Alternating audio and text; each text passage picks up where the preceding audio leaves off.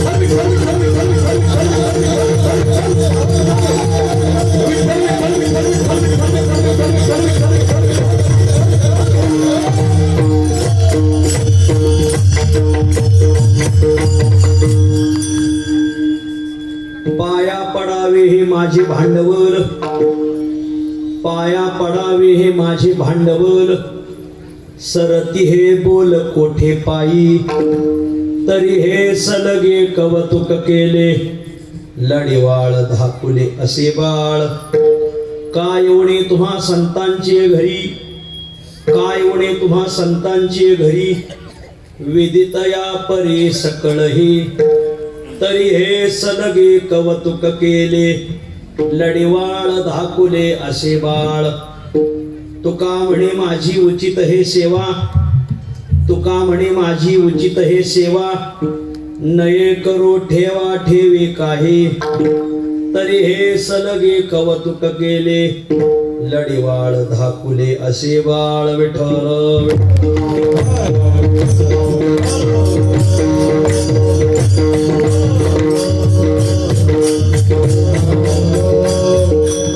पाया पडावे हे माझे भांडवल, पाया पडावे हे माझे भांडवल, सरती हे बोल कोठे पायी, तरी हे सलगे कवतुक केले, लढीवाळ धाकुले असे बाळ.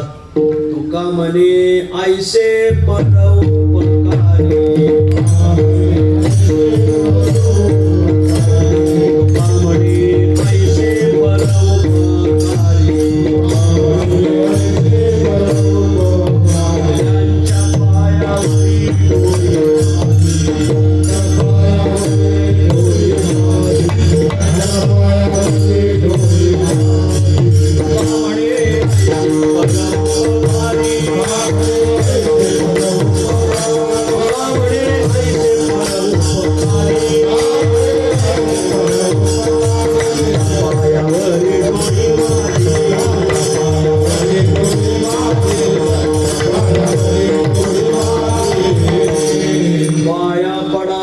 माझे भांडवल, पाया पडावे हे माझे भांडवल, सरती हे बोल कोठे पायी, तरी हे सलगे कवतुक केले, लढीवाळ धाकुले असे बाळ. प्रस्तुत स्थळी प्राप्त प्रसंगी संप्राप्त सेवेसाठी निवडलेला अभंग श्री क्षेत्र देहू निवासी असलेले प्राणेंद्रिय दमन, तनु सहित स्वगमन, हरी श्री सुमन, जिजाई रमन, महान भगवत भक्त देहूचे सुप्रसिद्ध साधू जगद्गुरु तुकोबाराय यांच्या अखिल विश्वाला चंद्रभागा मातेप्रमाणे पावन करणाऱ्या अभंग संहितेतील संत पर प्रकरणातील अभंग आहे. प्रस्तुत अभंगात जगद्गुरु तुकोबाराय हे संतांच्या बाबतीत स्वतःच नम्रता रूपी भांडवल प्रगट करतात.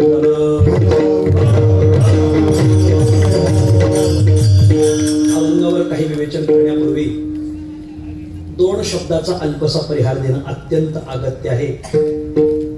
पुण्य पावन योगीराज चांगदेव महाराजांच्या जन्माने पवित्र झालेला तालुका, रुक्मिणी प्राण संजीवन पंढरीरायाच्या आगमनाने तथा श्री संत बाबाजी महाराज देशपांडे यांच्या संजीवन समाधीने पुनीत झालेला तालुका, राजे शिवछत्रपतींचे सख्खे चुलते, शहाजी राजांचे सख्खे बंधू शरीफजी राजे यांच्या बलिदानाने पावन झालेला तालुका नगर तालुका. या नगर तालुक्यातील नगर शहरातील केडगाव देवी या गावामध्ये आपल्या माऊली प्रतिष्ठान वारकरी सेवा संघाद्वारे आयोजित असलेला आपल्या हा केडगावकरांचा वार्षिक अखंड हरिनाम सप्ताह. या सप्ताहामध्ये आज तिसऱ्या दिवसाची संकीर्तन रूपी सेवा सर्व वारकरी सेवा संघाच्या सदस्यांनी माझ्या वाट्याला दिलेली आहे. गावातील, परिसरातील, तालुक्यातील, तालुक्याच्या बाहेरील जमलेला मातृवर्ग, पितृवर्ग, गुणीजन, गायक, वादक, कीर्तनकार, प्रवचनकार, राजकीय, सामाजिक, परमार्थिक, शैक्षणिक, औद्योगिक सर्व स्तरावरील मंडळी या उत्सवाला हजेरी लावतात. या उत्सवाचे सर्व आदरणीय हरिभक्तीपरायण वैकुंठवासी सुभाषजी महाराज सूर्यवंशी महाराजांच्या मोठ्या अट्टहासाने हा उत्सव उभा राहिलेला आहे. विठ्ठल.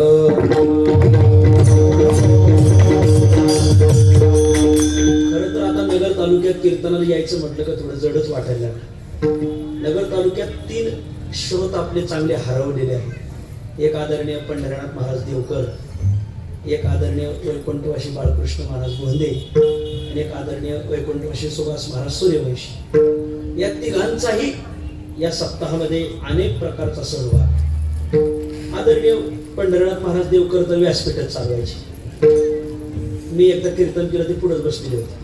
माझं पहिलंच कीर्तन होतं त्यांच्या पुढचं. आम्ही जेवायला आदरणीय शिंगोटे नानांकडे गेलो. बरोबर आहे ना, कीर्तनाच्या आधी आलो आणि तिथं पंढरीनाथ महाराज सोनेवाडीकर होते. मी त्यांना पूर्वी पाहिलेलं होतं, ऐकलेलं होतं, पण त्यांनी काय मला पाहिलेलं नव्हतं, ऐकलेलं नव्हतं. पंढरीनाथ महाराज सोनेवाडीकरांचं तिथं दर्शन झालं, थोडंसं बोलणं झालं, कीर्तनात पुढं बसले. मी त्यांची कीर्तन फार ऐकली होती आणि मग ते माझ्या जीवनातलं त्यांच्या पुढचं पहिलं कीर्तन. या सप्ताहात पारायण करायचे, पारायण चालवायचे.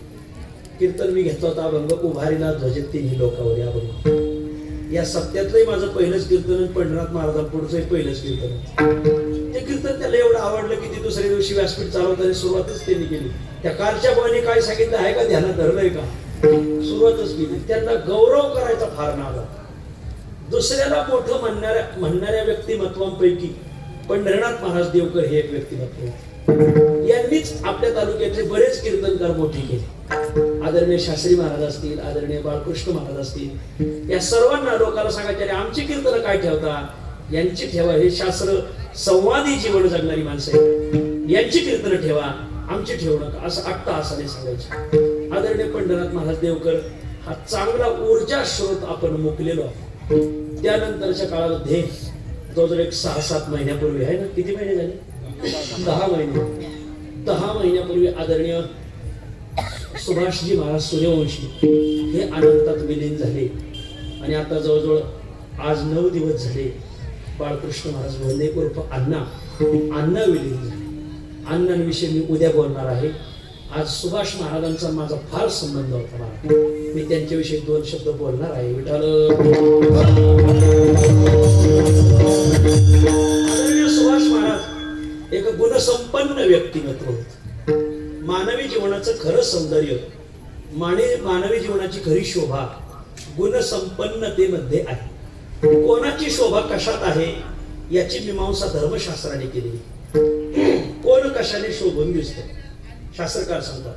माता माऊली कशाने शोभून दिसते, साधू शोभून कशाने दिसतो, राजकारणी मनुष्य शोभून कशाने दिसतं, सरोवर शोभून कशाने दिसतं, धेनू शोभून कशाने दिसते, कमळ शोभून कशाने दिसतं आणि मानवी जीवन शोभून कशाने दिसतं. 6 दृष्टांत सांगून मग सिद्धांत सांगितलेला आहे. नारी लज्जया साधुश्च क्षमया सरः कमलेन नृपो विमलेन धेनुशृंगेन कमलं भृंगेन नरो गुणेन शोभते च भुवी. शास्त्रकाराने फार सुंदर मीमांसा केलेली. कोणाचं सौंदर्य कशात, कोणाची शोभा कशात. माता माऊलीचं सौंदर्य कशात आहे, ती कोणाच्या कुळात जन्माला आली, कोणाच्या कुळात दिली, तिचे वस्त्र काय, अलंकार काय, हे अवडंबर, हे सौंदर्य गौण सौंदर्य. खरं सौंदर्य कोणतं आहे, नारी लज्जया. ती जेवढी लाजून राहील तेवढी ती शोभून दिसल. ना तरी कुळवधो लपवी अवयवाती. ज्ञानोबा म्हणतात ती जेवढी समाजाला लाजून राहील तेवढी ती शोभून दिसेल. डोईचा पदर आला खांद्यावरी या शाखेची ती नसावी. उलट ना तरी कुळवधू लपवी अवयवाती याच शाखेची असेल तर तेच माता माऊलीच्या जीवनाचं सौंदर्य आहे. नारी लज्जया. पुढे सांगतात साधुश्च क्षमया. साधू शोभून कशाने दिसतो, साधू लोकांची बरेच गैरसमज झाले. साधूचं सौंदर्य कशात आहे, गाडी दाढी बॉडी माडी भानगडी मोठा साधू. हा तुमचा नुसता गैरसमज नाही, मग गोड गैरसमज आहे. तर हे गाडी दाढी बॉडी माडी याच्यावरून साधूचं सौंदर्य ठरत नाही. साधुश्च क्षमया. समाजाने नाना अपराध करावे आणि साधूने ते पोटात घालावे. अपराधाच्या कोटी तुका म्हणे घाला कोटी. साधूने समाजाचे तुका म्हणे तोची संत सोशी जगाची आगात. विश्व रागे झाले वन्नी संती सुखे व्हावे फाडी.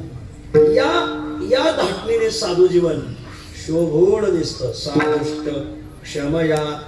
माता मावल्यांचं सौंदर्य सांगितलं लाज, साधूचं सौंदर्य सांगितलं क्षमा. नारी लज्जया साधुश्च क्षमया. पुढं सांगता सरक कमले.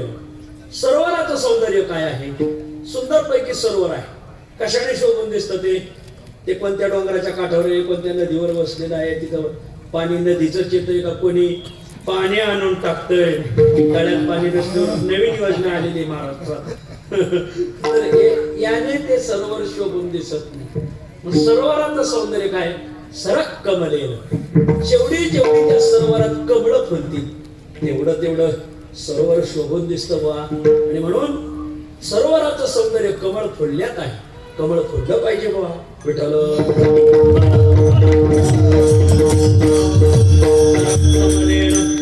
पुढं सांगतात नृप विमलेन. नृप शब्दाचा अर्थ होतो राजा. हल्ली राजे काय राहिलेले पत्त्यात आहेत. राजा शब्दाचा अर्थ घ्यायचा राजकारणी मनुष्य. राजकारणी मनुष्य कशाने शोभून दिसतो? विमलेन.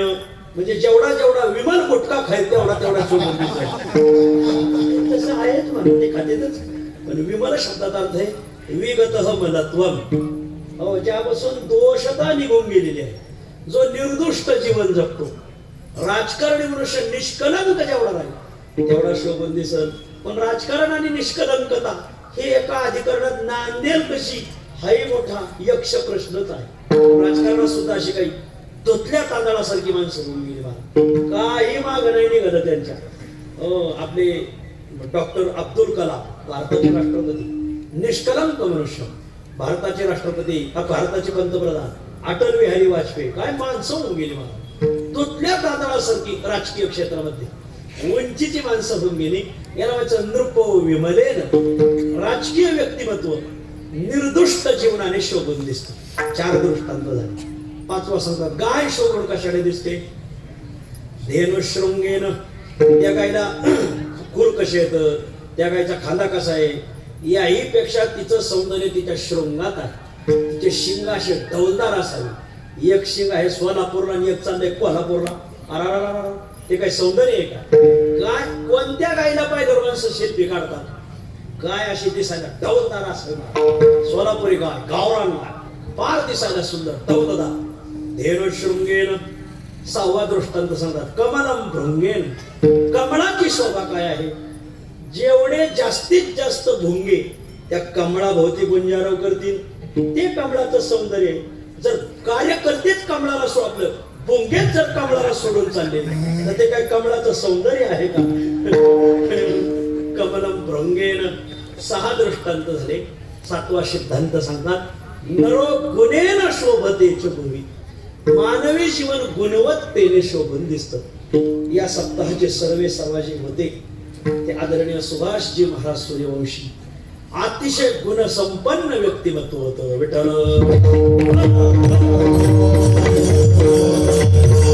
मुक्तिरूपी बाळेने 26 गुणकुसुमांची माळा सुभाष महाराजांना घातली.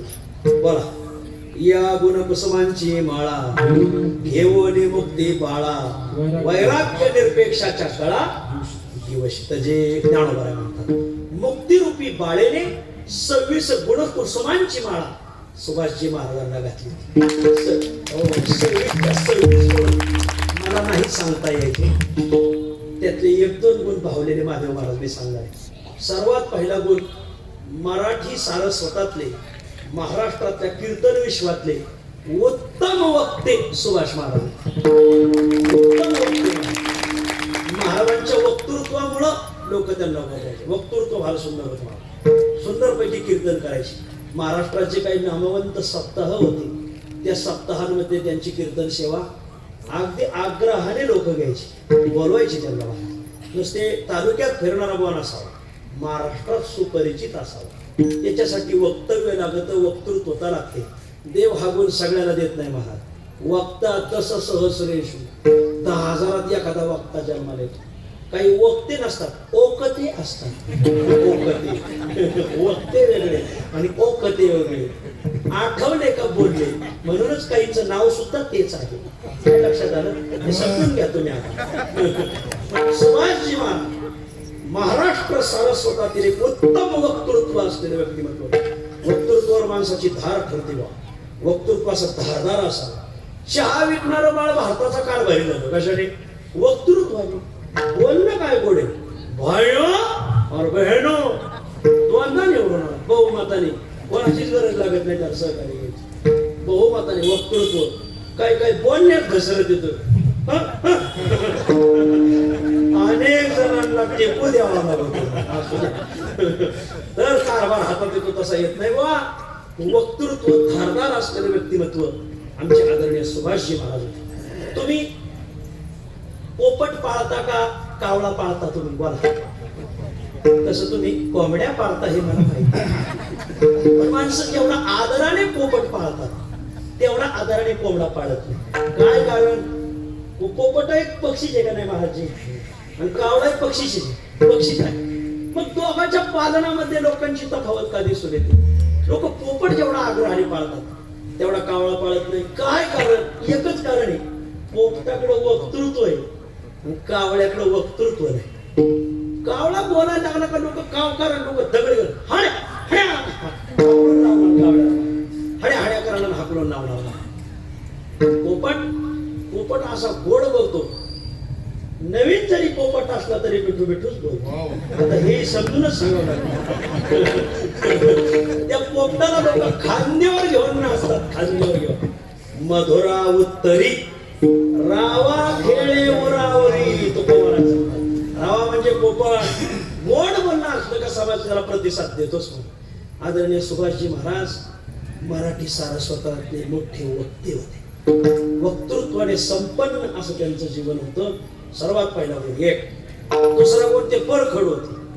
परखड म्हणजे अशी परखड होती की भाड भेटत नव्हती कोणाची. खडदिशी बोलून मोकळे व्हायचे. माऊलीच्या वारीला आले तर ते बरेच दिवस आम्ही दोघं एकाच खोलीत उतरायचे. आपल्या मठात मी ज्या खोलीत राहतो त्या खोलीत ते उतरायचे.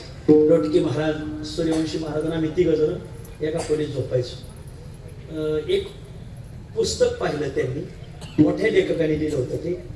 आणि मोठा म्हणजे फारच मोठा लेखक, नाव कीर्तन झालं सांगतो, आता सांगत नाही.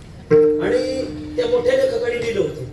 दुर्दैवाने अन्य संप्रदायाच्या गुरूंचं त्याच्यात फोटो होते. आणि मी त्यांच्या ते नजरेत आणून दाखवलं. ते हे असं होणारच नाही, असं होणारच नाही. म्हणजे अहो हा घडलंय तसं. चांगली व्यक्तिमत्व आहे पण दुसऱ्याचेच फोटो टाकले त्याच्यात. त्याने नाही मावली होणारच नाही, असं होणारच नाही म्हटले. मी ते पुस्तक दाखवलं. ते म्हणजे मी सर्वात पहिला मी जाब त्यांना विचारला आणि त्यांनी त्यांना जाब विचारला. हे त्यांनी मला दुसऱ्या वारीला सांगितलं. मला वाटतं क्षीरसागर महाराज तुम्ही सुद्धा होते या प्रसंगात. हो, हेही त्या प्रसंगात होते. लोटके महाराज, मी, क्षीरसागर महाराज आणि सूर्यवंशी महाराज, आमच्या चौघात हा संवाद झाला होता. अतिशय परखड व्यक्तिमत्व. त्याने कोणी असो, मी त्याला ते जाब विचारला. तुमची शाखा वेगळी, ही शाखा वेगळी, तुम्ही ह्या शाखेचं त्या शाखेचं त्या शाखेचं त्या शाखेत का आणता? कोणी सांगितलंय मला? सुभाष महाराज सूर्यवंशी. आणि त्यांनी त्यांचा जाब विचारलाच मला. असं परखड व्यक्तिमत्व सुभाष महाराज. विठ्ठल. त्यांचा महत्वाचा गुण असा होता की त्यांचं गायन फार उत्कृष्ट होतं. चाली फार सुंदर म्हणायची. कीर्तनकाराला म्हणायचा अंग असलंच पाहिजे. कीर्तनाचा अर्धा प्राण म्हणजे स्वर आहे. स्वर भगवंताने या बाबतीत बऱ्याच जणांना सूर नाही दिला, मग असुरच आहे. असुर म्हणजे सूर नसलेले असं मला म्हणायचं. सूर नसलेलं कीर्तन म्हणजे उभेणे प्रवचनच. महाराजांच्या अशा गोड चाली राहायच्या, अचूक चाली म्हणण्याच्या बाबतीत सौंदर्य होतं सुभाषजी महाराजांचं. फार गोड चाली म्हणायची. विठ्ठल.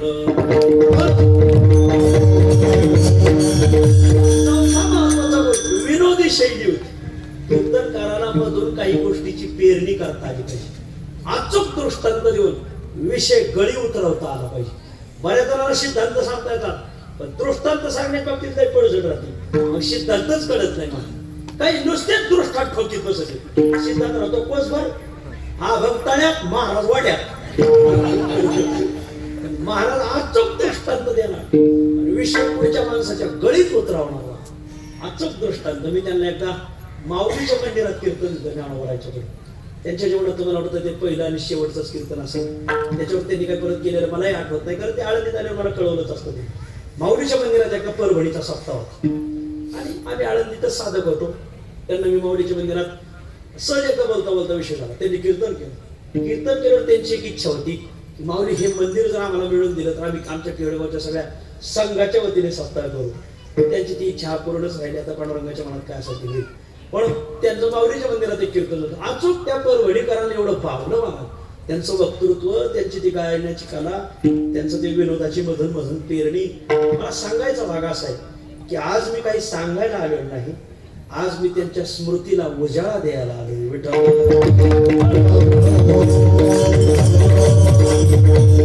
दिवशी व्हॉट्सअपवर बातमी पडली सुभाष महाराजांची. फार नगर तालुका हा हळाला आणि मग महाराजांचं अनंतात विलीन ते झाले. पण त्यांच्या सहकार्यांनी मात्र त्यांचं कार्यभार बंद पडू दिला नाही. मग मला पहिला महावीर महाराज सूर्यवंशी यांचा फोन आहे. महाराज तो सप्ताह होणार आहे बरं का. आता शहरात सप्ते करणं तसं जडत जात, पण खरंच त्यांच्या सहकार्यांनी मात्र त्या वारकरी सेवा संघाची माणसं, माऊली प्रतिष्ठानची काही माणसं असतील, सर्वांनी एक विचार करून उत्सव आरंभिला. थोडीशी वेळ बदललेली आहे. नगरला काय कर्फ्यू का काय लागलेला आहे, आपल्याला वेळेतच आवरायचंय.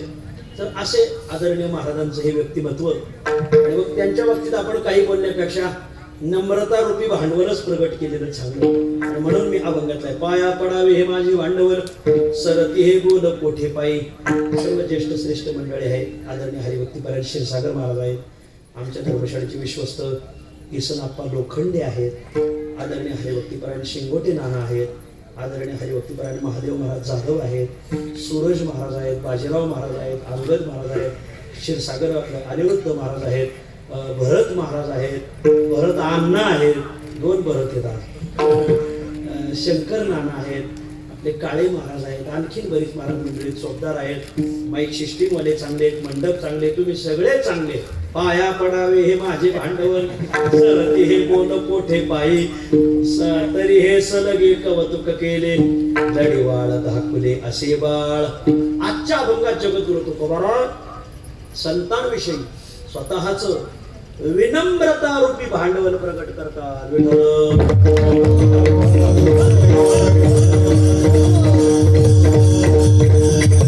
मृत्यू लोकांमध्ये ज्याला लाभाचा प्रवास यशस्वी करायचा, त्याला सर्वात महत्वाचं मूळ भांडवल हे असावाच लागत. विठ्ठल मानवी जीवनाचा प्रवास सुरू होत असताना काही जीवनांचा प्रवास हा व्यावहारिक अंगाला धरून होतो आणि काही जीवनांचा प्रवास हा परमार्थिक अंगाला धरून होतो. परमार्थिकही प्रवास करतात आणि व्यावहारिकही माणसं प्रवास करतात. दोन्ही क्षेत्रातली माणसं तुम्हाला रोज प्रवास करताना दिसतील.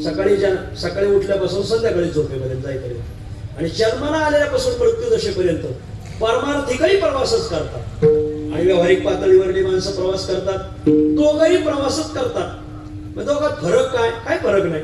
करायचं झालं तर परमार्थिक माणसं प्रवास करत असताना पंढरपूरच्या दिशेने करतात, पंढरपूरकडे प्रवास करतात आणि व्यावहारिक पातळीवरली माणसं सासूरवाडीकडे प्रवास करतात. प्रवासी मात्र दोघंही आहे. व्यावहारिक पातळीवरली माणसं प्रवासच करतात, परमार्थिक पातळीवरली माणसं प्रवास करतात. प्रवास करत असताना ज्या मार्गाने त्यांनी प्रवास आरंभिलेला आहे त्या दोघांच्याही मार्गाला 3 प्रकारची वळणं आहे. 3 प्रकार. अमोल महाराज बसले मागे, काही ध्यानात राहत नाही. परमार्थिक माणसाच्याही मार्गाला 3 प्रकारची वळणं आहे आणि व्यावहारिक माणसाच्याही मार्गाला 3 प्रकारची वळणं आहे. परमार्थिकाला 3 वळणं घेऊनच पुढे जावं लागतं आणि व्यावहारिक माणसाला 3 वळणं घेऊन पुढे जावं लागतं. कोणते 3 वळणं येतं? दोघांची वळणं सारखीच आहे. त्यातलं सर्वात पहिलं वळण आहे भांडवलाचं, दुसरं वळण आहे उद्योगाचं आणि तिसरं वळण आहे लाभाचं. परमार्थिकाला आणि संसारिकाला दोघांनाही या 3 वळणातूनच पुढे जावं लागत. 3 नंबरचं वळण आहे लाभ, त्याच्या अगोदरचं वळण आहे उद्योग आणि त्याच्या अगोदरचं वळण आहे भांडवल. विठ्ठल लाभ मिळवायचा आहे का? हो. मग त्याच्याकरिता अगोदरचं वळण ओलांडावं लागतं. कोणतं? उद्योगाचं. उद्योगातूनच लाभ मिळतो. हो. लाभ मिळवायचा आहे? हो. अगोदर उद्योगाचं वळण ओलांडा. उद्योग करायचा आहे का? हो. त्याच्याकरता अगोदर एक वळण ओलांडावंच लागतं. कोणतं? भांडवलाचं वळण. भांडवलाच्या वळणातून उद्योगाच्या वळणात जावं लागतं आणि उद्योगाच्या वळणातून मग मनुष्य लाभापर्यंत जातो. हे व्यावहारिक माणसाच्या जीवनात तुम्हाला दिसून येईल आणि पारमार्थिक माणसाच्या जीवनात दिसून येईल. लाभ हे फळ आहे, फळ. उद्योग हा वृक्ष आहे, वृक्ष. आणि त्या उद्योग रूपी वृक्षाचं मूळ भांडवल हे आहे. भांडवल रूपी मुळावर उद्योगाचा वृक्ष उभा राहिलेला आहे आणि उद्योगाच्या वृक्षाला नंतर लाभाची फळं लागतात.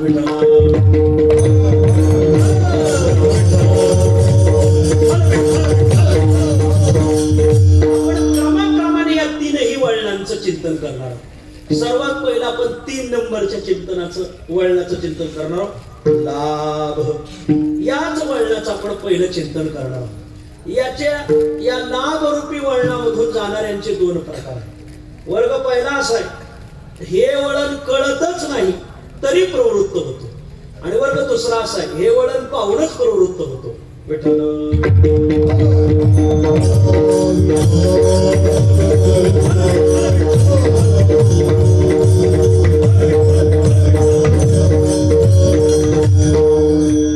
आता तुम्हीच आमचे भीष्माचार्य राहिले. सगळी माणसं निघून गेली हो. जुन्यापैकी आता आपल्या तालुक्यातले हनुमंत महाराजच राहिले. एक मोठा आधार आहे आपल्याला त्यांचा. आता नेवासा तालुक्यात कारभारी महाराज 2 माणसं अशी आहेत की खरोखर आदराने पायावर मस्तक ठेवा. आमचे मच्छिंद्र महाराज मी तर आता नाही सगळेच ध्यानात राहा. ऐका, विषय आपला असा चाललाय. सर्वात पहिली गोष्ट म्हणजे 3 नंबरचं वळण. व्यावहारिकालाही ते ओलांडायचंय, पारमार्थिकालाही ओलांडायचंय. लाभातूनच माणसाला पुढे जायचंय. लाभ याचा विचार आपल्याला करायचा आहे. काही मंडळी हे पाहून प्रवृत्त होतात, लाभ पाहून. तर काही मंडळी लाभ नसतानाही प्रवृत्त होतात. असे 2 प्रकारचे वर्ग आहेत प्रत्येक लोकांचे. वर्ग पहिला 3 नंबरचं वळण ते कळतच नाही त्यांना तरी प्रवृत्त होतात. म्हणजे लाभ नसताना एक वर्ग प्रवृत्त होतो आणि वर्ग दुसरा लाभ पाहूनच प्रवृत्त होतो. अगोदर क्रमाक्रमाने आपण चिंतन करू. सर्वात पहिला वर्ग लाभ नसताना प्रवृत्त होतो. असा एक वर्ग आहे की ज्या कार्यामुळे आपल्या पदरात काही पडणार नाही, खिसा गरम होणार नाही, तरीही तिथं डोकं दिल्याशिवाय राहणार नाही. असा एक वर्ग आहे महाराज. लाभ नसताना प्रवृत्त होतो. किती जण आहेत असे मृत्यू लोकात? 3 जण आहेत. पहिला आहे कोंबडा, दुसरा आहे विंचू आणि तिसरी आहे माई. हे 3 जण लाभ नसताना प्रवृत्त होतात.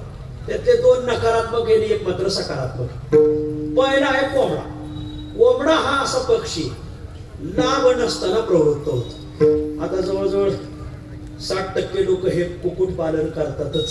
मग सकाळ उजडली सूर्यनारायण उदयाला आले तर मग कोणी ते खोराडा उघडतं, कोणी ते टाल उघडतं. मग त्याच्यातून तो तांडाच बाहेर पडतो. भलं मोठं संकट त्यांचं. आणि पुढे जातो उकिरड्यावर जातो. उकिरड्यावर गेल्यानंतर त्यांचं खाते वाटप व्यवस्थित झालेलं असतं. कोणी कोणतं कार्य करायचं. आणि मग काही खनिज मंत्री असतात, म्हणजे त्यांच्याकडे उकरायचं काम असतं. उकरायचं काम कोणाकडे असतं? कोंबड्याकडे. कोंबडा उकरण्याचं काम करतो. उकरून तो उकिरडा मागा उकरून टाकतो. हे जनावर आहेत ना, जनावर हे धान्याची कणसं खात असतात. धान्याचे सगळेच दाणे त्यांना पचत नाही. काही दाणे त्या शेणामध्ये बाहेर पडतात. मग ती दाणे टिकण्यासाठी हा तांडा तिथं गेलेला असतो. गेल्यानंतर मग खनिज मंत्री कोण असतो? कोंबडा. आणि तो उकरण्याचं काम करतो. उकडून माग टाकतो. आणि मागची जी माणसं आहेत यांच्याकडे फक्त अर्थ खाता असते, नुसतंच भरायचं. खाद्यमंत्री. आणि मग ती सगळी पिलं मागची दाणे टिकतात. आणि मग कोंबडा तास अर्धा तास चांगला उकरतो. उकरून थकतो. त्याला वाटतं आता नाश्त्याची वेळ झाली. आणि मग तो एक रिवर्स टाकतो, मागं वळून पाहतो. काही हाताला पडत नाही, कारण माग तांडाच असतो. सगळं पोट भरून रिकाम, पोट भरून निवांत बसतो. कोंबड्याच्या वाट्याला फक्त शेण येतं. अशी बरीच माणसं आहेत. याचेच सख्खे भाऊ आहेत. जन्मभर कोणासाठी उकरीत बसली, त्यांच्या पदरात काही पडलं नाही. काही नाही घरच्यासाठी उकरीत बसली, काही नातलगासाठी उकरीत बसले, काही गावासाठी उकरीत बसली. या 3 घटक असे आहेत, गाव, नातलग, घरचे. किती करा यांच्यासाठी. त्यांना गमन नसतो आणि पास्तावा नसतो. गावासाठी किती काम ते गाव होते. त्याला काय होतंय, अख्खं गाव मोडून येणेच खाल्ले त्याला काय होतं, काय बिघडत. किती करा तुम्ही गावाला जेवढा वेळ देता ना, एवढा वेळ जर दुसऱ्या गावात गेला तर तुमची दरवर्षी पुण्यतिथी करतो. गावात लोक पुण्यतिथी सुद्धा येणार नाही. लय पॉझिटिव्ह माणसं निघाले काय जायचं. लय गावातली लोक महाराज आतल्या काठीची. किती चांगला मनुष्य असू द्या, त्याला गावातलीच माणसं ताप देते पाहिजे. गाव किती करा पण माणसं गावासाठी उकळीतच बसते. दुसरी गोष्ट नातलं किती करा, पार्टी चांगली मिळली त्याने आमच्यासाठी केलं बिघडत आहे काय. आम्हाला ती आम्ही साधी पार्टी त्याची मोठी पार्टी दिलंच पाहिजे, त्यांनी मदत केलीच पाहिजे. घरातले पोर मुली बायको किती करा यांच्यासाठी मला काही त्यांना सोयी सुतकच नसतंय. बाप्याचा बाबू उपाशी झोपला काय, जेवण झोपला काय, ते द्या गेळा हाताने घ्या. आता काय करा ह्या 3 घटकांसाठी. पण माणसं मात्र याच्यासाठी उकरीत राहतात. कोंबड्याची आणि त्यांची एकच परी. तुका म्हणे झाली कोंबड्याची परी.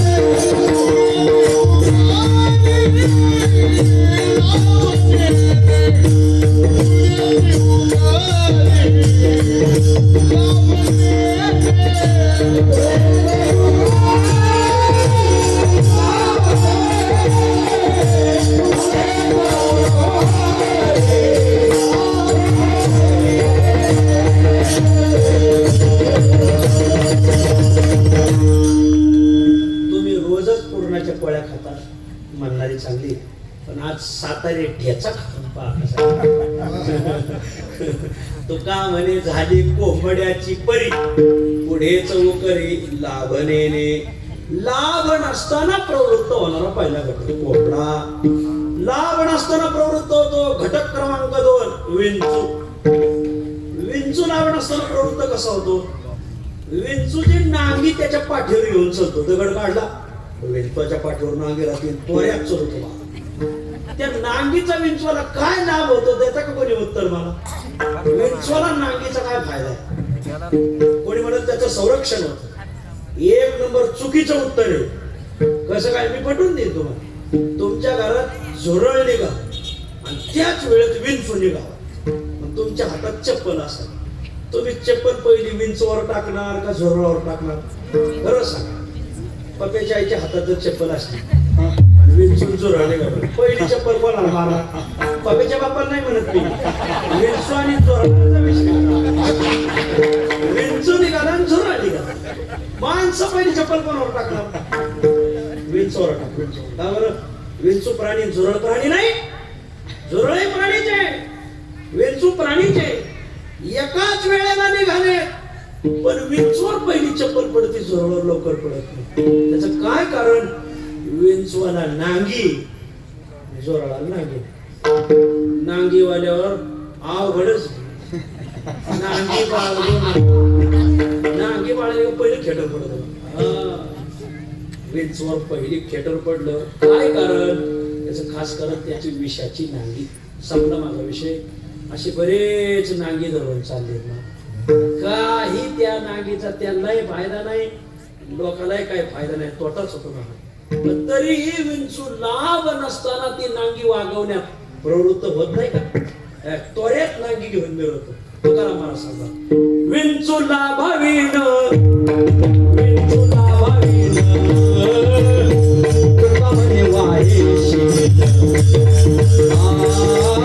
तुका म्हणे वाहेशी.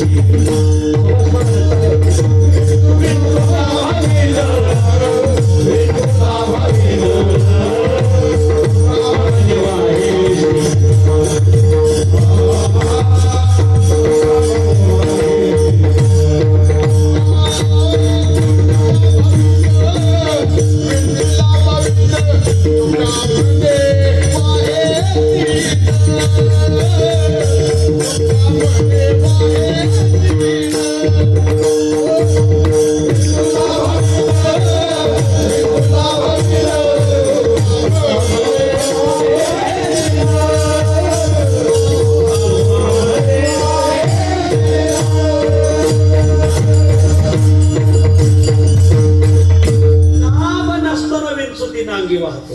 विंचू लाभावीण, विंचू लाभावीण, तुका म्हणे वाहेशी. सुभाष महाराजांची चालेल का? आवडीने म्हणायची चा.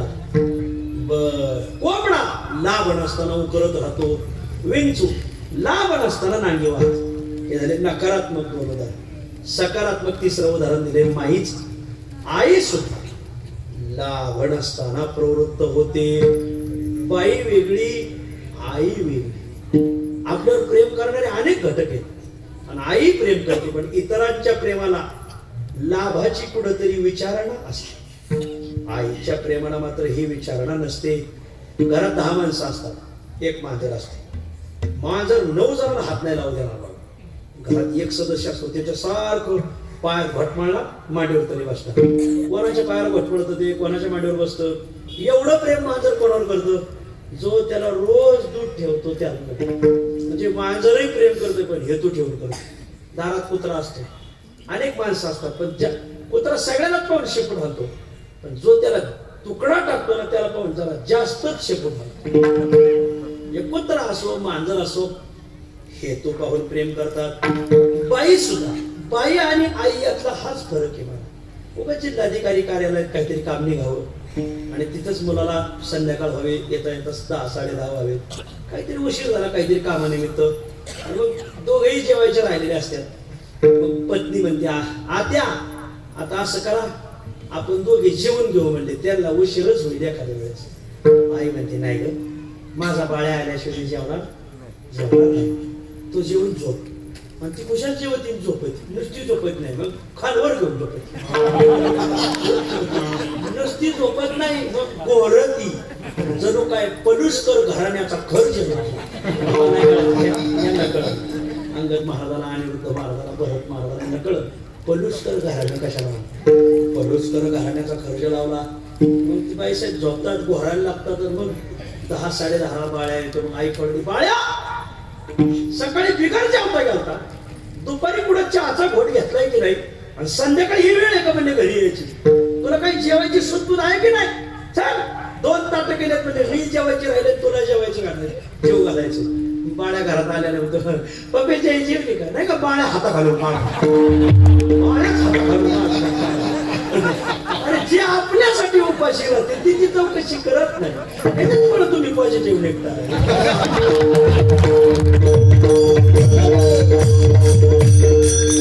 आईचं प्रेम वेगळं.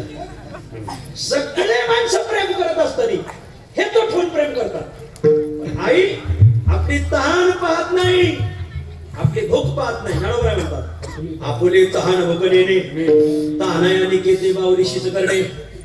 लहानपणी ज्या माणसाला आई बाप सांभाळणं होत नाही ना, सांभाळून नाही तिने, ऐका बरं का, सांभाळून नाही. पण एखादी माई लहान बाळाला किती जपते, एवढं जरा 2 दिवस पाहावं, मग आई बाप सांभाळायला सोडून दे.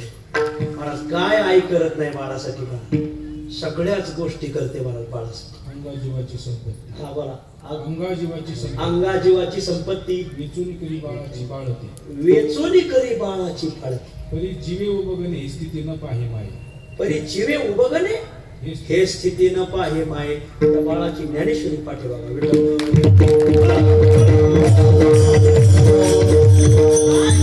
आई बाळासाठी महाराज सगळ्या काही गोष्ट करते. मग आई विचार करते का हा मला म्हातारपणी वृद्धाश्रमात पाठवेल, फेकून भाकर देईल, या गोष्टीचा विचार करते का आई? करत नाही. तरीही ती निर्लोभ प्रेम बाळावर करते. आईशी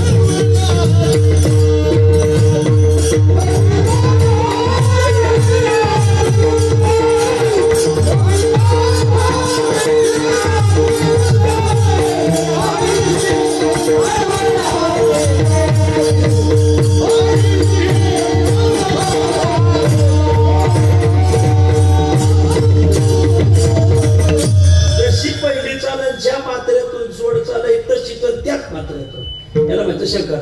हा कोयनूर हे राय कोयनूर विठ्ठल. आई लाभ नसताना प्रवृत्त होते. आईशी कळवळ्याची जाती करी लाभाविन प्रीती. दोन नकारात्मक सांगितले कोंबडा आणि विंचू. आई मात्र सकारात्मक आहे. हा घटक येत नाही. तिघही घटक लाभ नसताना प्रवृत्त होतात. तिसरं वळण न पाहता प्रवृत्त होतात. हा वर्ग पहिला. आता वर्ग दुसरा.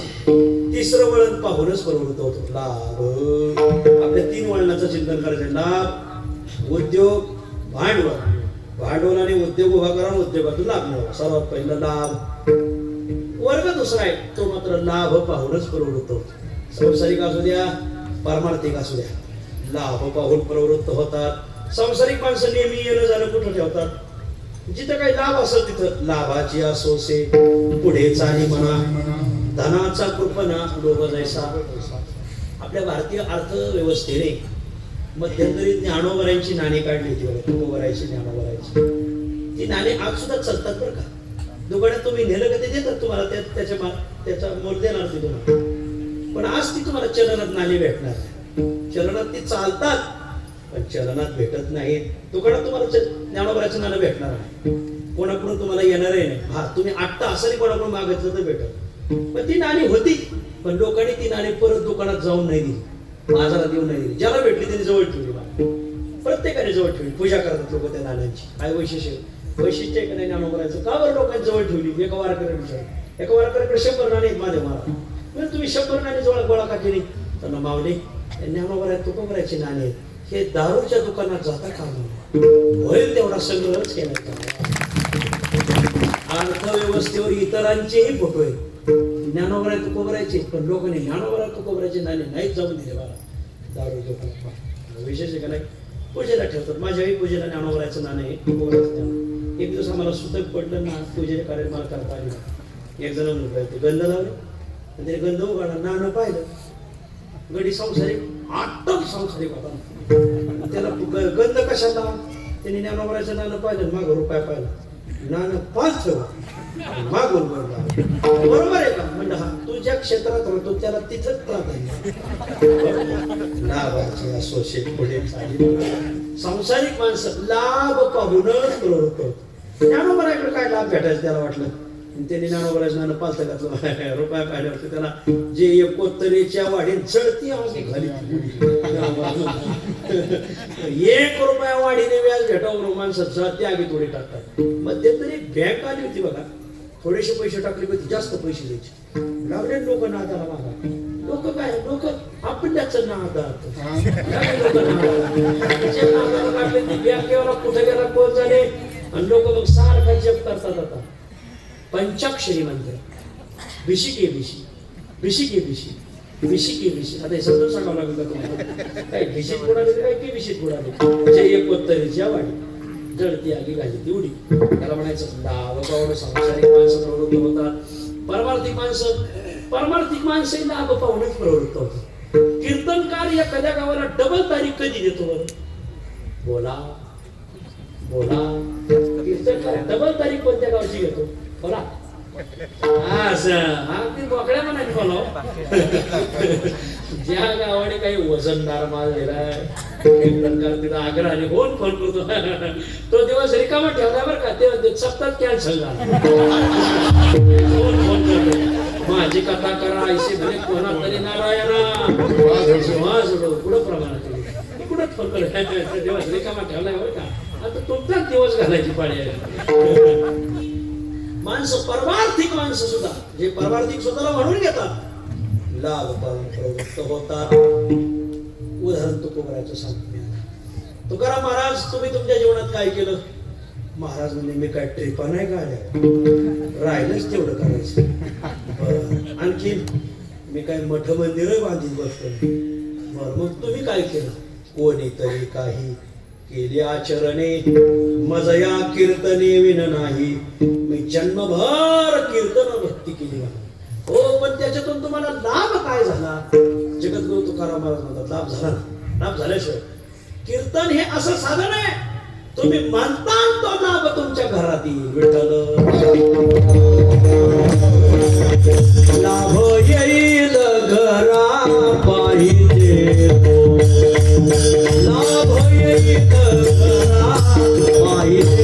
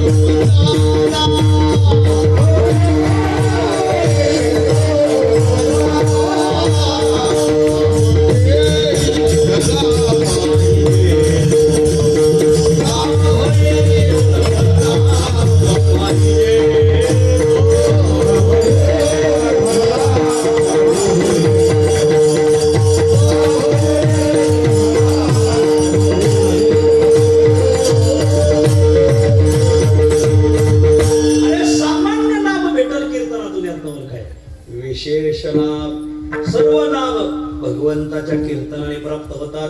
तुकाराम महाराज म्हणतात मी हे पाहूनच प्रवृत्त झालोय. लाभ येईल घरा पाहिजे तो, हे लाभ पाहून नाही.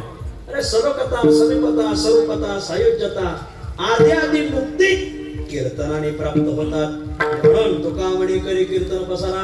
इथून जवळ श्रीगोंदा नावाचा तालुका आहे. तिथे एक तात्या महाराज महापुरुष होते. कर्जत तालुक्यात त्यांचे देलवडी का थेरवडी अशी 2 गाव आहेत, काय लक्षात नाही आता. तिथे त्यांनी भागवत केलं बघा. भागवत केल्यानंतर तिथल्या लोकांनी दक्षिणा किती द्यावी? फक्त 5 रुपये होती. पण पुढल्या वर्षी तारीख मागली. तात्या दिली तारीख नाना, परत तारीख दिली तात्या. त्यांनी दुसऱ्या वर्षी 5 रुपये भरले. पुन्हा तिसऱ्या वर्षी तारीख मागायला गेली. तात्या तारीख दिली मला. आणि तिसऱ्या वर्षी मात्र कथेच्या समारोपात ते माणसाने मात्र त्याने मी कोणाची परीक्षा घ्यावी हे मला कळलं. तात्याने ज्या उल्हासात पहिल्या वर्षी कथा केली त्याच उल्हासात दुसऱ्या वर्षी केली, त्याच उल्हासात तिसऱ्या वर्षी केली. वैशिष्ट्य म्हणजे हे सामान्य लाभ पाहून प्रवृत्त नव्हते झाले. कथेचा काही लाभ आहे ना. कथा भागीरथी स्नान जे करती त्यांचे उद्धरते पूर्वजते. आता इथे कोणी भागवताचार्य असतील, भागवताचं काय कथेचं भले सगळ्याला माहिती आहे. मला सांगायचं काय, लाभ येईल घरा पाहिजे तो. व्यावहारिक माणसंही आणि पारमार्थिक माणसंही लाभ पाहून प्रवृत्त होतात. हे क्रमांक 3 नंबरचं वळण आहे. लाभ मिळवायचा आहे काय? हो. व्यावहारिकांना हो, पारमार्थिकांना हो. मग त्याच्या अगोदर एक वळण ओलांडावं लागेल. कोणतं वळण आहे ते? ते वळण आहे उद्योगाचं. याला लाभ हवाय, लाभ. तसा लाभ भेटत नाही. लाभ नाही ठोकासाठी केल्या विन जीवा आटी. लाभ ज्याला मिळवायचा त्याला 2 नंबरचं वळण ओलांडावंच लागतंय. कोणतं? उद्योगाचं. तेरे हरित पलंगावर तो काळ गेला. आयत्या बापाच्या पिठोऱ्या गावडून काय होत नाही. कष्ट करील तोच लाभ मिळवेल. उद्योग करा, लाभ मिळवा. उद्योगाने लाभ भेटेल. नाथ महाराज म्हणतात लाभ नाही महालाभ भेटेल. महालाभ जीवा होईल महालाभ. ऐसा घडला उद्योग, ऐसा घडला उद्योग, ऐसा घडला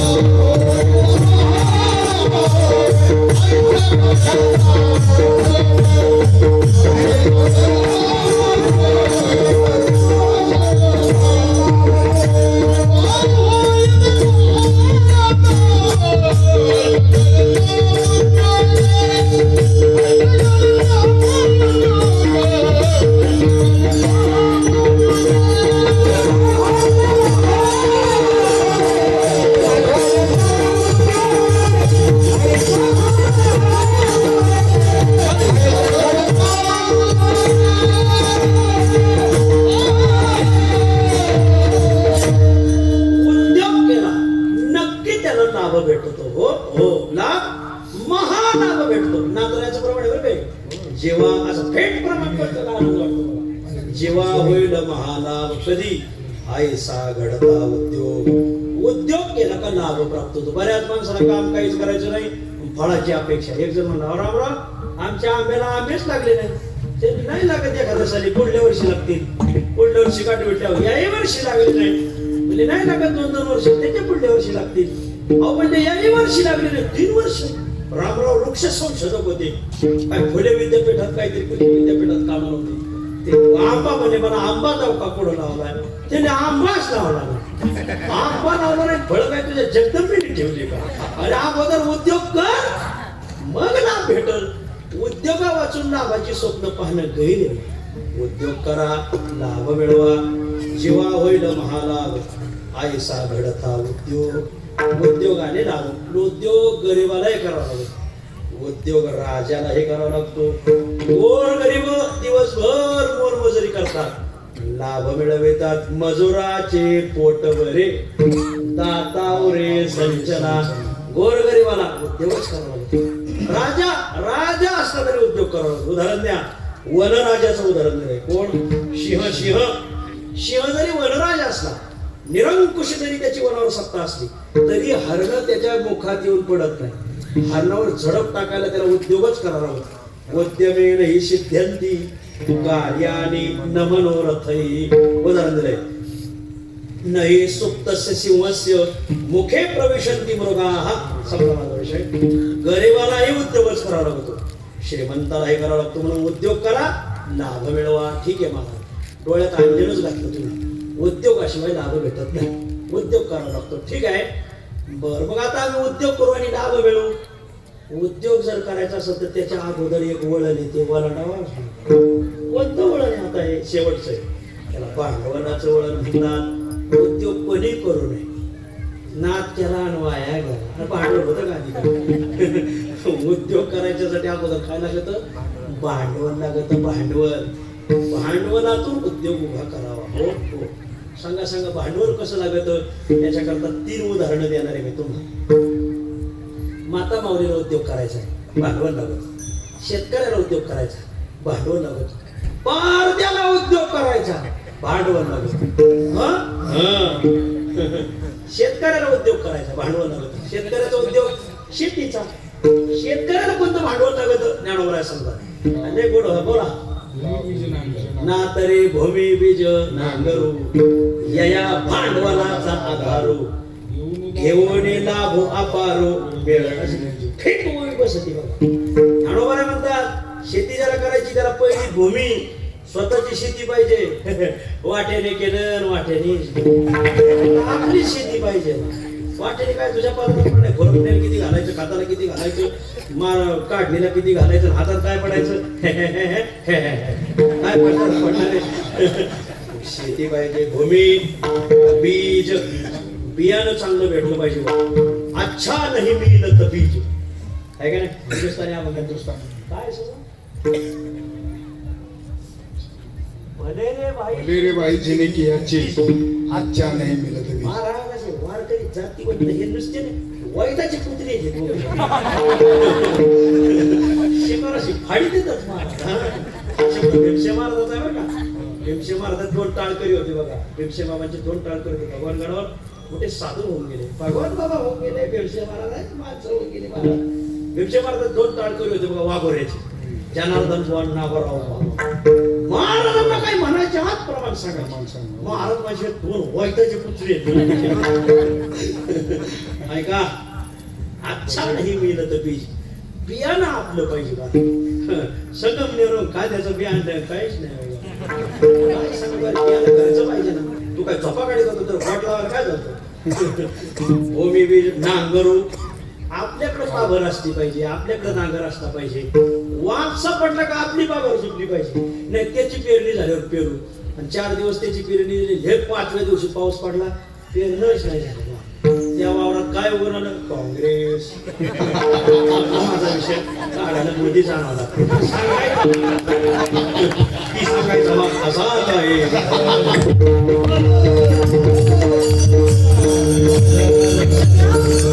आपला विषय असा नाही. शेतकरी शेतकरी भांडवलाशिवाय उद्योग नाही. भांडवल ज्ञानोबा आहे ना तरी भूमी बीज नांगरू कधी कोडलेलं या भांडवलाचा आधार. मग घेऊन लाभू अपारू बीज पेरी शेती मग गाडेवरी वाहती एका बीजा केला नाश मग भोगिले कधी. शेतकऱ्याला भांडवल लागत. माता वर्ग तुम्हालाही तुमचा उद्योग करायचा तर भांडवलच पाहिजे. यांचा कोणता उद्योग पाकाचा. पाक म्हणजे स्वयंपाक. भांडवल सांगतात उदक अग्नी धान्य झाल्या घडे पाक. पाक शब्दाचा अर्थ आहे स्वयंपाक. अध्याहाराचे 2 प्रकार आहेत महाराजांना माहिती. एक आहे अर्थाचा अध्याहार, एक आहे पदाचा अध्याहार. कधी कधी अर्थ लावत असताना पद टाकावं लागत. इथं स्वयंपद टाकायचं. उदक अग्नी झाल्या, उदक अग्नी धान्य झाल्या घडे स्वयंपाक. स्वयं शब्द टाकायचा. हो. एका विनयक कामा नाही. मालक येतो बाहेरून तर तर तर तर होय ग चहा नाही ठेवला. पाहुणे जरा लांबचेच आहेत, जरा पाण्याचा चहा ठेव. ती म्हणते आहो दूध आहे पाणीच नाही घरात. 2 दिवस झाले नगरपालिकेचं पाणी नाही आलं. उदक पाणी लागतं. अगं अगं पाणी आलंय पाणी आलंय कर चहा. अहो म्हणजे गॅस नाही. अग्नी धान्य हे सगळं लागतं. ते काही विस्ताराने सांगितलं पाहिजे का. तर तर तर स्वयंपाक होतो अन्यथा घडत नाही. शेतकऱ्याला भांडवल लागत. मातावाल्यांना भांडवल लागत. पारद्याला भांडवल लागत. पारद्याला काय भांडवल लागत. बारीक काय राहिला तर तुम्ही काय पारदी ज्ञानावर असेल तर बोला. पाशिके पोती आपुले आपण करावा. पाशिके पोती वाघोरा सोनी सोनी ससाने चिकाटी खोचरा घेऊन निघते डोंगरा पारदी जैशी. ज्ञानोबा म्हणतात पारद्याला भांडवलच लागत. काय लागत पाशिके. पारद्याकडे पाश असतात. पाश पारद्याने पाश टाकला का शिकार सापडला नाही. पाशिके आपण बऱ्याच जणांना पाश टाकतो पण रातोरात सदस्य निघून जातात. दुसऱ्याच सरकार उभं राहतं. पाशिके दशक्रिया तरी उशिरा होत्या. शपथविधी आधी झाला. पाशिके पोती पोत पोत लागत. शिकार सापडलीच पाशात ठेवायची कुठं. पोत्यात पोती. वाघोरा वाघोरा सुनी सुनी म्हणजे कुत्रे. पारदेचे कुत्रे वैद्याचे कुत्रे. आपले कुत्रे घर धुवून नेलं कुत्र वळून हे आपले कुत्रे पारद्याचे कुत्रे पारद्या नुसतं छुप गेलं का शिकार फाडीत सुनी ससाने मी पाठवलं का आमचा ससाने पारद्याकडे ससाना राहतो प्रशिक्षित असतो तो पारदी काय करतो एखाद्या झाडावर दगड मारतो आणि त्याला जे पाखरू हवा असते ते पाखरू त्या झाडावर असते पाखरू रडलं का पारद्याकडे ससाना राहतो बघा तो ससाना त्याच्या मागे सोडतो ससाना बरोबर तो पाखरू धरणार मागं घेऊन येणार युट्यूबवर आहे बघ हे पाहायचं असलं सोनी ससाने चिकाटी चिकाटी म्हणजे चिमटे चिमटी वनगाई ना वनगाय वनगाईचे पुच्छ शुभ्र दिसे या असतं तो देखी तयासी मैपती मारते वनगाई ज्ञानोबरांना चवडी बघा हलवायची ती वनगाईच्या शेपटाची असते चवडी ओरिजिनल शेपट इकडे नाही भेटत वनगाय जिकडे तिकडे भेटतात गडचवडी भागात मग ते मी त्यांना विचारलं मिळवतात कसं ते महाराज ते चिकाटी म्हणजे ते चिमटे लावलेले राहतात मग ती याच्यात असतात म्हणजे गाय काय होती तिथं ते शेपूट लोळत लोळत चालतं पुढे गेली का ती जात असताना ते शेपूट त्या खड्ड्यात जातं आणि ते खड्ड्यात चिमटा असतो काय बसवलेला असतो म्हणजे ते शेपूट त्याला लागलं लागलं लगेच तुटतो काय पळतच सुटत ती पण तिथं जायचं नाही ती परत माग वळून येते मनुष्य जर दिसला तर जीवच मारती म्हण काय म्हणजे ती मला म्हणून मग नंतर त्या गायी निघून गेल्यानंतर ते शेपूट आणावं लागतं काही लाखाने ते विकलं जातं चिकाटी खोचरा खोचरा म्हणजे भाला घेऊन निघते डोंगरा पारदी जैसे पारद्याला एवढी भांडवल माहित असं कसं ज्ञानोबर राहिले का म्हणे युक्तीची ते खोली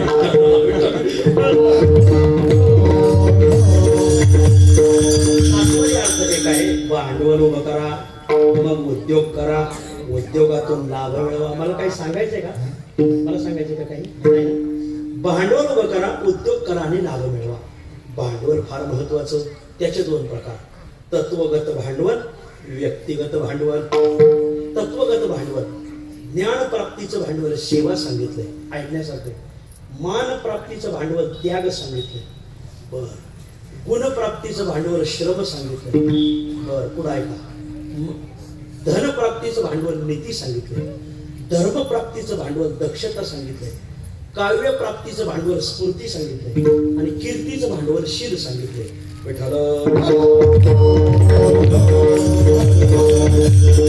ज्ञानस्य सेवाच मानस्य त्यागम गुणस्य श्रमं च धनस्य नीतिः धर्मस्य दक्षताच काव्यस्य स्फूर्तिः कीर्तेः शीलम कारण सामुग्री म्हणजे भांडवल ज्ञान प्राप्तीचं भांडवल सेवा सांगितलं ज्ञान मिळवायचंय ना सेवा करा ज्ञान मिळवा काही रेकॉर्डिंग करून ज्ञानी होतात ज्ञानी नाही कीर्तनकार होतील ज्ञानी नाही लोकांनी जर खालून विचारलं सांगा धागा हा चांभार रोहिदास त्या धागा शब्दाचा अर्थ काय काय धागा दोराच लागला नाही कसा लागला धागा शब्दाचा घडी माती आहे गोऱ्या कुंभाराची घडी शब्दाचा अर्थ काय घडी माती वाहे म्हणजे घडी म्हणजे गाडग्यात माती वाहत होती गोरा कुंभारा तसं नाही मडके घडी आणि माती वाहे गोऱ्या कुंभार घडी म्हणजे मडके घडी अर्थ लागत नाही आणि म्हणून ज्ञान मिळवायचं असत सेवा केली पाहिजे बोला ते ज्ञान पैगा भरवे जरी मनी आणावे तरी संता या भाजावे ज्ञानदानी सकरणो भाजीजे गुरु नाही भजीजे हो ज्ञानाचा कुरुठा बोला सेवा हा दारवंता ज्ञान मिळवायचंय का हो सेवेने मिळवा सेवेने विठ्ठल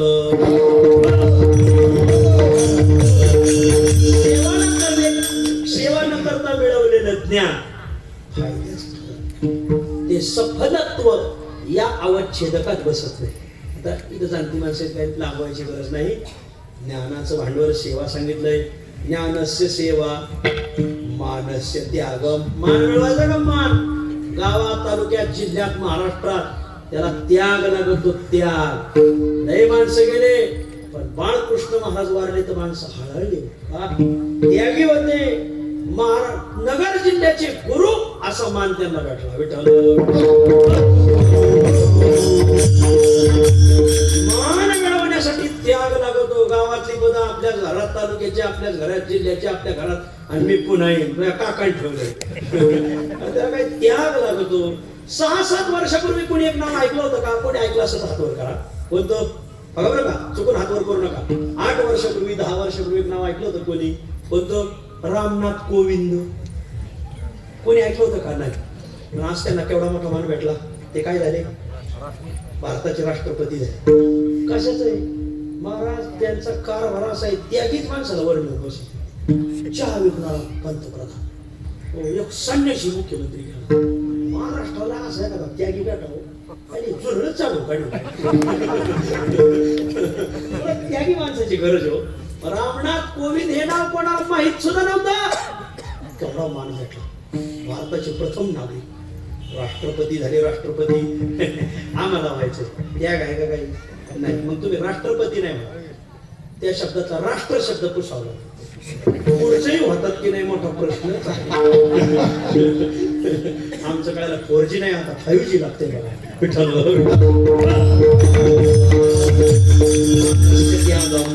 ज्ञान प्राप्तीचं भांडवल बोला सेवा आहे. मान प्राप्तीचं भांडवल त्याग आहे. ज्ञानस्य सेवाच मानस्य त्याग. पुढं सांगतात गुणस्य श्रम. हे बाळ गोड पाक वाजवत होते बाजीराव महाराज. सूरज महाराज गोड पाक वाजवत होते. हे अनिरुद्ध महाराज, भरत महाराज, अंगद महाराज गोड म्हणतात शंकरना. हा गुण मिळविण्यासाठी श्रम करावे लागतात. श्रमाने गुणवत्ता प्राप्त होते. 2 मावल्यांना सारखी सामग्री द्या, पण दोघीचा स्वयंपाक सारखा होता. सारखी सामग्री, हीच कढई तोच गॅस तेवढाच वेळ द्या, दोघींच्या चवीत फरकच होणार. काही माऊलींना महाराज असे कष्ट घेऊन स्वयंपाक करतात महाराज. मग ते थोडीच सामग्री पण कष्ट घेतात. काही कष्ट काय नुसते टाकीतात डबेच्या डबे भाताला चव नाही कचरा. एखादी माऊली कष्ट घेते आणि त्या स्वयंपाकात गुणवत्ता आणते. गुणस्य श्रम. श्रम हे गुणाचं भांडवल आहे. कांडिल्या कुटिल्या होतसे मांडा. मांडा तुम्ही करता, तुम्ही जात नाहीत खाद्यशाळा, आम्ही जातो हातोर मांडा करतात मला. कांडिल्या कुटिल्या होतसे मांडा. आणि काही आळशे धोंडा पडत म्हणून गुणवत्ता मिळवण्यासाठी कष्ट करावे लागतात. कष्ट. 2 मुलं आळंदीत गेली एकाच गावची, तिथं कष्ट पाहिले. रोज पाठ उठायचो, विदर्गीचं स्नान, प्रदक्षिणा, घाटोर, तिरकट तक्ता घाटोर प्रॅक्टिस करायची. गाठला पुढून बोट नाही फुटत, मागून फुटत येते. दोघांनाही विचार, मागून रक्त निघतोय मला डोकं समजा नाही जोरदार झालंय असं लागणार द्या. पुन्हा मधुकरी जायचं, पायी जायचं. राश्या भाषेची मधुकरी सगळ्यात कठीण. जंगलातून जावं लागत. एवढ्या बाजरीच्या भाकरी, पावट्याची आमटी, हा तोंडात महाराज काय ती भाकरी बाजरी बी अशी तूप लावून भाकर करेल. पण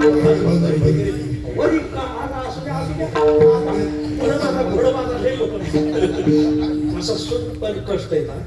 मधुकरी डोक्यावर जाऊन आणायची मला. सकाळचीच भाजी संध्याकाळी जुरळ पडली असली बाजूला काढायची खायची. एका मुलाने पाहिलं आपल्याच्या नाही जेवण, घरी आला म्हशीच्या दाराकडे घेऊन. एक मुलगा मात्र त्याने पाठवून स्नान केलं, शिकला, संस्थेत नंबरने राहिला, संस्था सुटला, कष्ट केले, तोच तुमच्या पुढे आज उभा आहे. एका गावाची एक जण गावातच राहिला, एक जण कीर्तन करायला. कष्टाने गुणवत्ता मिळते. गुणवत्ता मिळवायची कष्टाची तयारी ठेवावा. सेवाच मानस्य त्यागम गुणस्य श्रमम च धनस्य नीती. धन प्राप्तीचं नीती भांडवल सांगितलं. म्हणजे महाराज अनितीने मिळवता येतं ना. अन्यायेन अर्थसंचयान जरी असत पण ते टिकत नाही. सांगलीला आमचा एक मित्र दवाखान्यात वारकरी आहे. डॉक्टर तपासत असते. डॉक्टरने विचारलं घरची परिस्थिती कसं काय? 50 एकर ऊस आहे. पॉझिटिव्ह आहे. तुम्ही काही सॅम्पल घेतलं नाही, काय अहवाल नाही, काय नाही, तर कॉलेज नाही घेता. बँकेत अकाउंट नंबर पॉलिसी आहे का म्हणजे काय सगळं सांगा. तर मला घरी जाऊ नका म्हणजे पप्पीच्या आईला संसर्ग बोलला का आठवण नाही, मला घरी जाऊ दे. तर गेला घरी गेला, फक्त फाटकी कपडे घातले आणि तोंडाला मास्क लावला. मास्क लावल्यावर माणसंच ओळखत नाही. आता कार्तिक वारी लोक जवळून जायचे, हा तुम्ही आमच्या जवळून गेले, आम्हाला राम राम नाही घातला. अरे हो, पण मास्क लावल्यावर माणसं कुठं कळत येत. मास्कचा एक फायदा झाला बा, कोरोना जाऊ नाही तर नाही जाऊ, पण नाट्या मुली काढल्या. पोरगी पाहायला गेले, मास्क काढायचं तर माणसं म्हणजे मास्क नका घालू, मास्क काढू नका, संसर्ग होईल. मास्क पाहून मुलगी मास्क घालून मुलगी घरी आली, घरी आणून मास्क काढलं तर तिचं नाक जणू चिपचं बोनेट उचललं.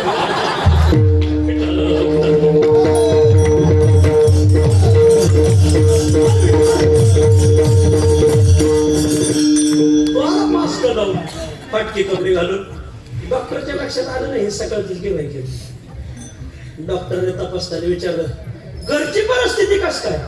तो ना घरची घर कोणा नाही, कुठं राहता? म्हणजे पुन्हा खाली नळीत राहतो. बर करता काय? गवंड्याच्या हाताखाली विटा देतो. असं निगेटिव्ह आहे म्हणजे तुम्ही निगेटिव्ह. मास्क काढले म्हणजे शहाण्या, अरे सकाळचाच म्हणजे सकाळी मी पॉझिटिव्ह आता निगेटिव्ह कसा? तेव्हा काही लोकांनी आणीतीने मिळवलं. ज्याने ज्याने आणीतीने मिळवलंय ना त्याची पोरं मुकी होणार, बहिरे होणार, पागळे होणार, लुळे होणार. ते तरी 5व्या मजल्यावर उडी टाकणार तर पपेच्या तरी निघतात. काहीतरी होणार म्हणजे आणीतीने मिळवलेलं टिकतच नाही.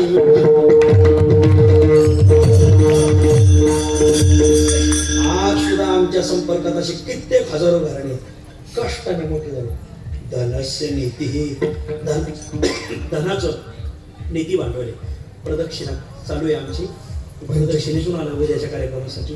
आवाज जरा आमचा बसलेला आहे, त्यांचाही बसलेला आहे. दोघंही प्रदक्षिणे. आप्पा सुद्धा आहेत आमच्याबरोबर. आम्ही रोज 20-22 किलोमीटर जातो. असा गारठा आहे महाराज, पण काय भजना पुढे ते गारठा लईच किरकोळ वाटत वारकरी. आणि 8 दिवस 9 दिवस, आज आमचा 9वा दिवस महाराज. कोणाला थंडी नाही, ताप नाही, सर्दी नाही, पडसं नाही, खोकला नाही. तुम्हालाच लय दाटवाय हे लय अवघड गणित असू द्या.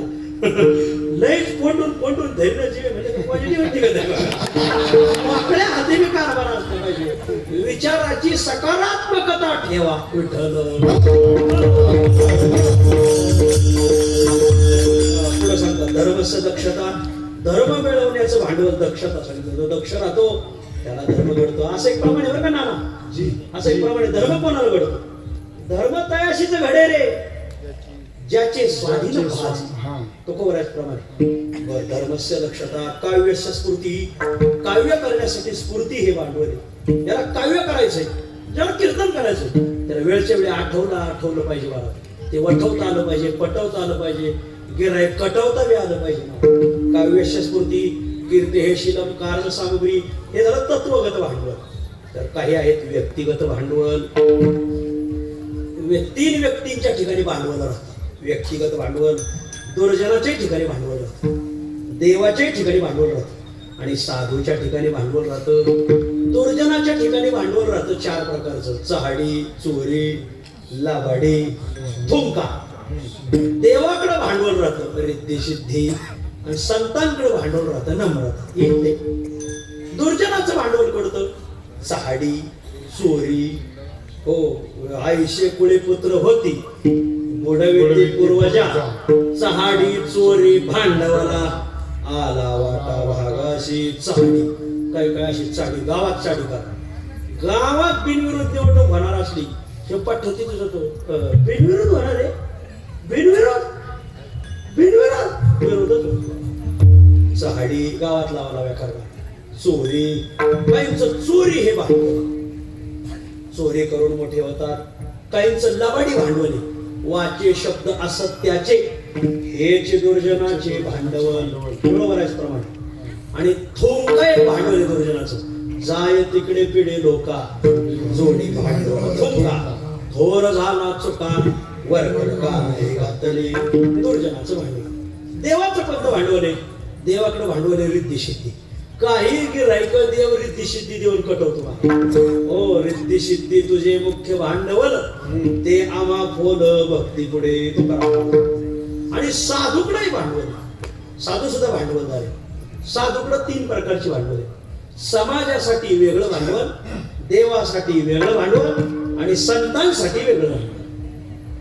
समाजाचा कारभार पाहत असताना साधूकडे एक भांडवल आहे. कोणतं? दया संता भांडवल. वेची बोल उपकार भूतांची दया हे भांडवल.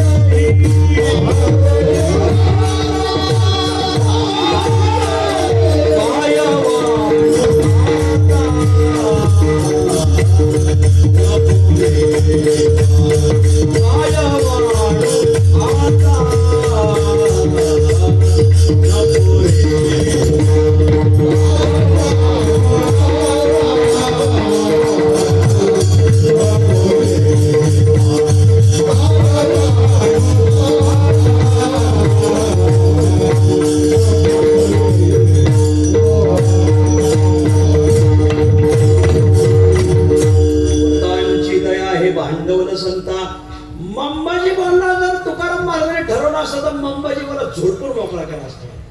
पण भूतांची दया हे भांडवल संता ज्ञानोबराने ठरवलं असतं तर मी सोबा खेच्यावर दुमताच केला असता. पण भूतांची दया हे भांडवल संता समाजाविषयी दया ठेवून बीड जिल्ह्यात साधू होऊन गेले सद्गुरू भगवान बाबा त्यांची लोकांनी खोड काढली. मग बाबांनी काही प्रतिक्रिया दिली नाही मला.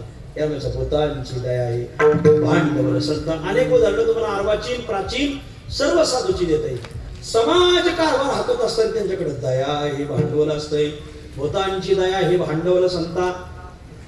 देवाकडे जात असताना त्यांच्याकडे काही भांडवल आहेत संत. देवाकडे जात असताना कोणतं भांडवल आहे? विश्वास. भांडवल गाठी तरी विश्वास. मन हे भांडवल आहे. एक मन तुझ्या अवघ्या भांडवला वाटिता ते तुला येईल करीशील. आणखीन एक भांडवल आहे ना सेवा बाळक्रीडेत आलंय. ही नवती कधी या देवा वेगळी गेला वनमाळी यांचे ऋण नाही पेटले मागील पुढे भांडवल जोडती. कोणतं भांडवल? ही नवती कधी या देवा वेगळी गेला वनमाळी सेवा ऋणी तुका म्हणे रूप धरी भक्तांचा कैवारी नारायण. सकाळ पाठीवा विठ्ठल.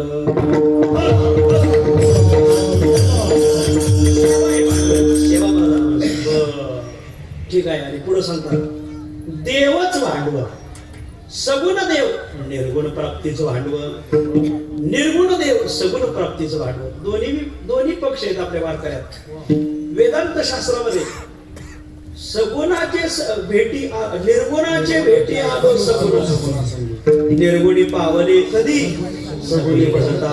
सगुणाची उपासना करावी आणि त्यानेच चित्तशुद्धी होऊन निर्गुणाचं ज्ञान प्राप्त होतं. गुरु तत्वमस्यादी महावाक्याचा उपदेश करतात आणि तत्वमसी आई शिवानी एक वेळ पडता काढी अविद्या निद्रा गेली पळवली तत्क्षणी जागेना. हो, निर्गुण प्राप्तीचं भांडवल सगुण सांगितलंय. वा. आणि भक्तिशास्त्रात सगुण प्राप्तीचं भांडवल निर्गुण सांगितलं. भक्तीचा अधिकारी कोण? ज्ञानी. ज्याला ज्ञान प्राप्त झालंय त्यानेच भक्ती केली तर व्यवस्थित होते. ज्ञानोबराय म्हणतात अशा गोड उदाहरणे ज्ञानोबरायच्या ववे आता. ज्ञानोबराय म्हणतात क्षीरसागराला आमंत्रण द्यायचंय. क्षीरसागर कोण आहेत? क्षीरसागराला आमंत्रण द्यायचंय. कोणी द्यावं? क्षीरसागरानेच द्यावं. क्षीरसागरा बनवणे की जे क्षीरसागराची बने. ज्ञानोबराय म्हणतात अमृतात मिसळायचं. काय मिसळा?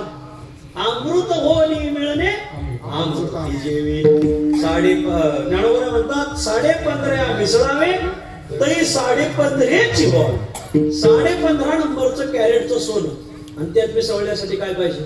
15.5 नंबरचं सोनं पाहिजे.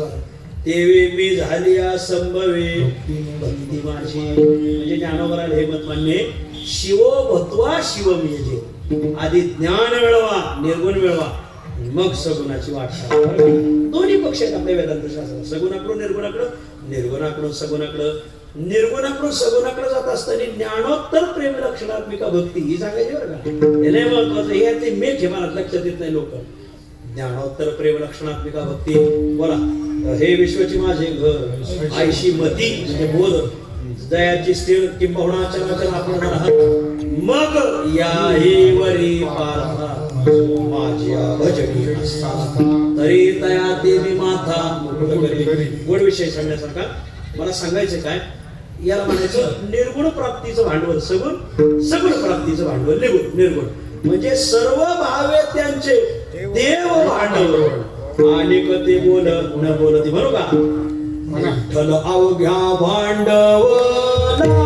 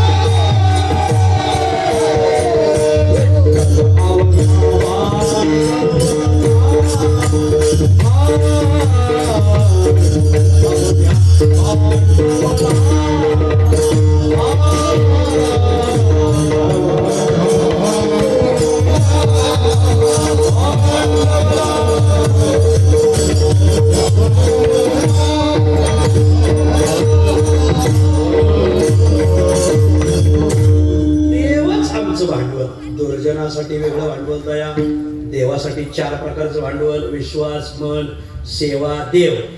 आणि संतांकडे जात असताना मात्र त्यांच्याकडे वेगळं भांडवल. ज्या संतांनी आपल्यावर कृपा हस्त ठेवलाय, ज्या संतांनी आपल्यावर कृपा कटाक्ष केलाय, शब्दात, वचनात, स्पर्शाच असं. शब्द कृपा ज्यांची झालेली शब्दात नाही हो, काय ते बघत आहे हो, स्पर्शात म्हणजे स्पर्श कृपा, शब्द कृपा. आणखी एक आहे शंकराचार्यांची पंक्ती भाषा बोलली, मला आठवण तुम्हाला सांगता येणार नाही, मी खात्रीने सांगतो.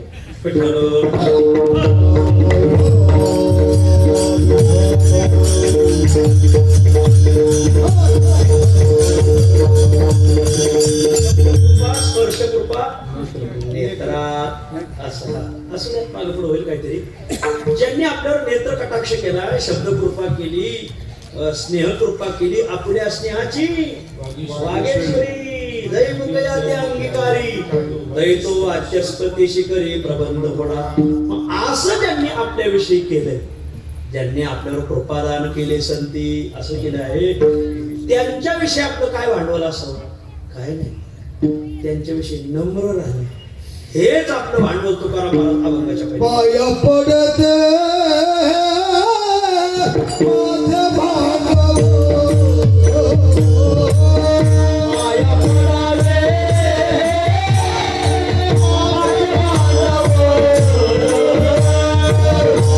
पाया पडावे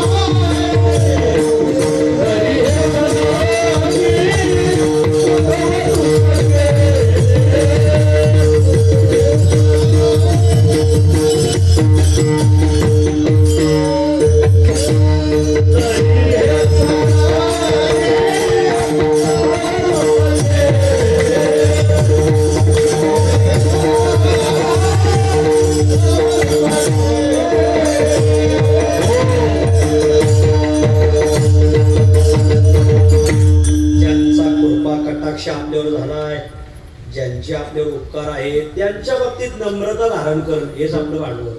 पाया पडावे हे माझे भांडवल. त्यामुळे काही त्याचं वर्णन करा, आपलं बोलणं त्यांच्या पायावर कसं मान्य ठरवलं. सरती हे बोल कोठे पायी, काही रंगरोगटी करा, काही रंगरोगटी करा, लय भारी. त्यांच्यासारखे उदार कोणी नाही.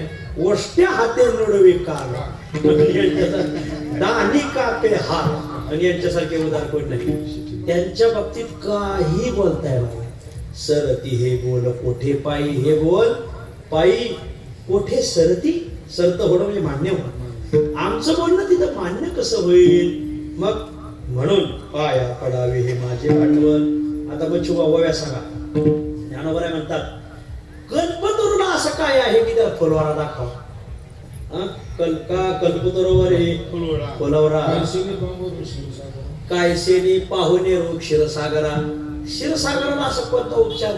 क्षीरसागर आला काय दाखवा त्याला? करू धावे पाहुणे रोग शाखाचा